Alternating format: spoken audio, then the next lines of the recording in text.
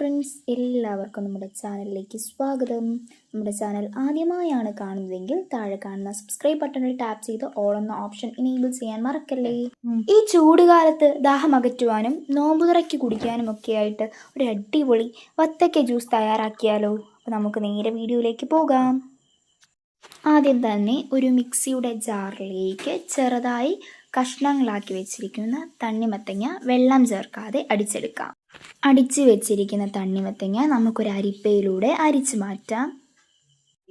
തണ്ണിമത്തങ്ങയിലെ അഴുക്കും പൊടികളും മറ്റും പോകാനായിട്ടാണ് ഇങ്ങനെ ചെയ്യുന്നത്. അരിച്ചു വെച്ചിരിക്കുന്ന തണ്ണിമത്തങ്ങയുടെ പൾപ്പ് വീണ്ടും വെള്ളം ചേർത്തൊന്ന് അടിച്ചെടുക്കാം. ഇതിലേക്ക് 2 ചെറുപഴം ചെറുതായി കട്ട് ചെയ്തത് ചേർത്ത് കൊടുക്കാം. ഇനി ഇതിലേക്ക് നിങ്ങളുടെ കയ്യിലുള്ള ഏത് നട്ട്സ് ആണെങ്കിലും ചേർത്ത് കൊടുക്കാം. ഞാനിവിടെ പിസ്തയും ബദാമുമാണ് ചേർത്ത് കൊടുക്കുന്നത്. നട്ട്സ് നിങ്ങൾക്കൊരു 3-4 എണ്ണം എടുത്താൽ മതിയാകും. ഇനി ഇതിലേക്ക് മധുരത്തിന് ആവശ്യമായിട്ടുള്ള ഈന്തപ്പഴം കുരു കളഞ്ഞത് ചേർത്ത് കൊടുക്കാം. ഞാനിവിടെ 5 ഈന്തപ്പഴമാണ് എടുത്തിരിക്കുന്നത്. നിങ്ങൾക്ക് 1/2 കപ്പ് ഈന്തപ്പഴം വരെ ചേർത്ത് കൊടുക്കാം. അത് ഓരോരുത്തരുടെയും മധുരത്തിനനുസരിച്ച് ചേർത്ത് കൊടുക്കാവുന്നതാണ്.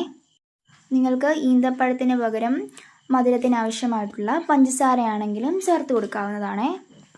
ഇനി നമുക്കിതൊന്ന് അടിച്ചെടുത്തിട്ട് വരാം. നിങ്ങൾക്ക് ഈന്തപ്പഴമൊക്കെ നല്ല രീതിക്ക് അരഞ്ഞു വരുന്ന വിധം ഗ്രൈൻഡ് ചെയ്തെടുക്കാവുന്നതാണ്. ഞാനിവിടെ കടിക്കാൻ പാകത്തിനാണ് ഈന്തപ്പഴമൊക്കെ അരച്ചിരിക്കുന്നത്. ഇനി അടിച്ചു വച്ചിരിക്കുന്ന കൂട്ട് നമുക്ക് തണ്ണിമത്തൻ്റെ എടുത്തു വച്ചിരിക്കുന്ന ജ്യൂസിലേക്ക് ഒഴിച്ചൊന്ന് നന്നായി ഇളക്കി കൊടുക്കാം.